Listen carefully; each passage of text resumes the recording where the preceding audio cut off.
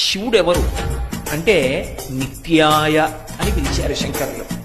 నిత్యుడైనటువంటి వానికి నమస్కారం. నిత్యుడైన వాడు అంటే అనిత్యుడు కానివాడు. కాల సంబంధం ఉంటే నిత్యం అంటారు. శరీరములు ఉంటాయి లోకంలో, అనేక శరీరాలు. ఆ శరీరాలు ఎప్పుడూ ఉన్నాయా అని అడిగారు అనుకోండి, అవి ఎప్పుడూ ఉన్న శరీరాలు కావు. కాలమునందు ఒకప్పుడు ఉండి ఒకప్పుడు లేకుండా పోయేటటువంటిది ఏది ఉంటుందో అది అనిత్యము. అనిత్యమైనటువంటి వస్తువు అన్ని వేళలా ఉంటుంది అని చెప్పడం సంభవం కాదు.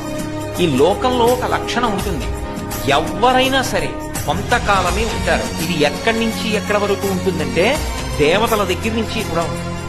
అందుకే దేవతలకి త్రిదశులు అని పేరు.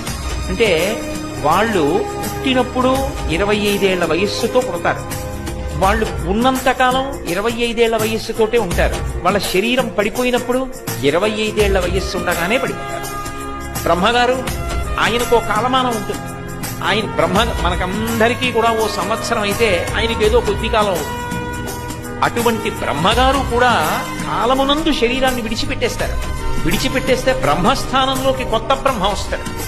స్వామి హనుమ ఇప్పుడు కలియుగంలో గంధమాదన పర్వతం మీద ఉంటారు.